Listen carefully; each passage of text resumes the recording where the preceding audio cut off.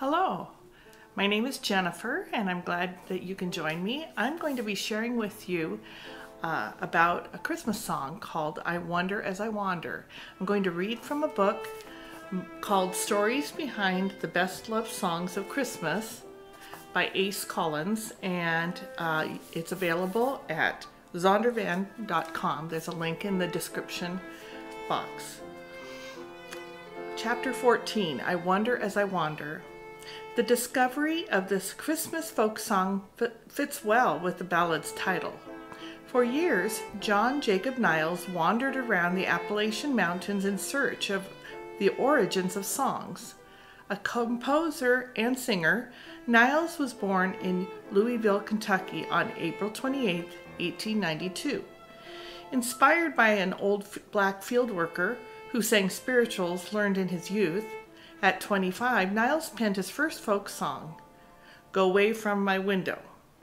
That initial offering and its positive reception inspired the young man's passion for folk music, a passion that would eventually become Niles' life quest.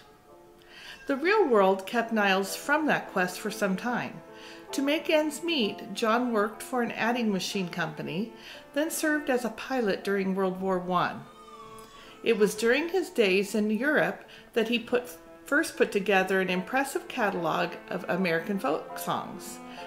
Begging every soldier he met to share a song, Niles wrote down the lyrics and memorized the music of each one. After the war, armed with a suitcase filled with folk music, Niles returned home and continued his education at the Cincinnati Conservatory. When he graduated, he moved to Chicago, where he sang with the Lyric Opera and performed on Westinghouse Radio.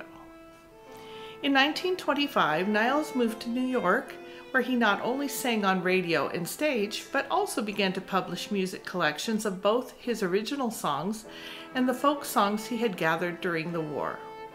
By 1940, he was a recording artist on the RCA label and was recognized as one of the nation's top opera singers.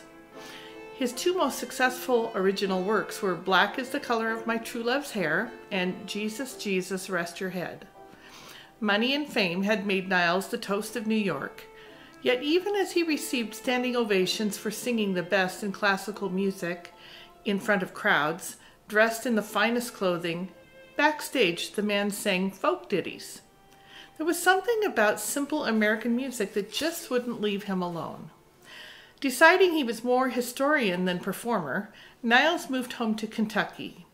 With the advent of radio and the automobile, rural music and the traditions that went with it were quickly fading. So, in his beloved Appalachian Mountains, Niles spent a good portion of the remainder of his life traveling from town to town looking for undiscovered folk songs.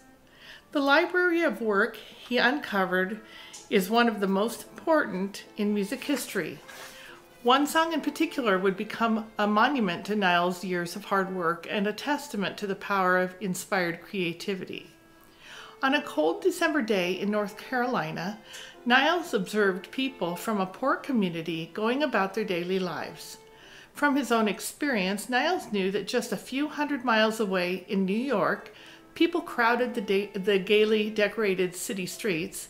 Stores could not hold all the eager shoppers armed with lists, and holiday music blared from long rows of loudspeakers. Yet in this village, he could hear the sound of snow crunching under feet and spy children in ragged clothes looking longingly into windows where a few small toys were displayed. It was as if the modern world had never found this unspoiled place. While Niles took in the pastoral scene that surrounded him, a solitary voice beckoned ever so faintly. Searching the street, his eyes honed in on a small girl sitting by herself on a bench. Unaware she had an audience, the child was softly singing a song Niles had never heard. When she finished, the curious songwriter reached into his pocket and pulled out a pencil and tablet.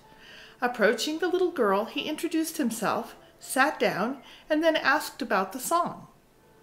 All she knew about it was that her mother had taught it to her, like her grandma had taught it to her mother before her. When asked to sing it again, the red-cheeked youngster smiled and quietly repeated the ballad's short verses. The song, which the girl called "I Wonder as I Wander," haunted Niles. Long after the child disappeared into the evening, the man continued to study the words. They were unlike any that he had ever uncovered in his long search for folk music. Deeply spiritual, incredibly thoughtful, yet obviously composed by someone of little means and education, the lyrics embraced the joy and wonder of Christmas, but also lingered on the sacrifice of a child grown into a man that died on a cross. The soaring happiness combined with unparalleled sorrow seemed to share the elements of Negro spirituals with the irony of Irish ballads. Both the words and music were perfect, simple, direct, and inspired. Even a master songwriter like Niles couldn't imagine improving on them. Where did it come from, he wondered, as he returned home. When Niles brought the song to prominence just before the beginning of World War II, he tried to capture the spirit of the child who had first shared the song with him. Even as he awed audiences with his discovery, the humble singer recognized that his version was not nearly as powerful as the original. For years, Niles sang "I Wonder as I Wander" and continued to dig into the mystery of the unrecognized genius who composed the carol. It was a quest he pursued until his death in 1980.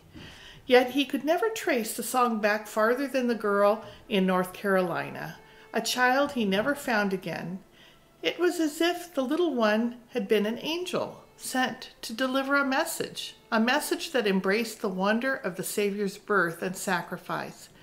Because of a chance meeting between an unknown child and a man who spent his life wandering America in search of music, the world gained an unforgettable Christmas ballad that has never ceased to cause those who hear it to wonder. And here are the words of the song. I wonder as I wander out under the sky, how Jesus the Savior did come for to die. For poor ornery people like you and like I wonder as I wander out under the sky.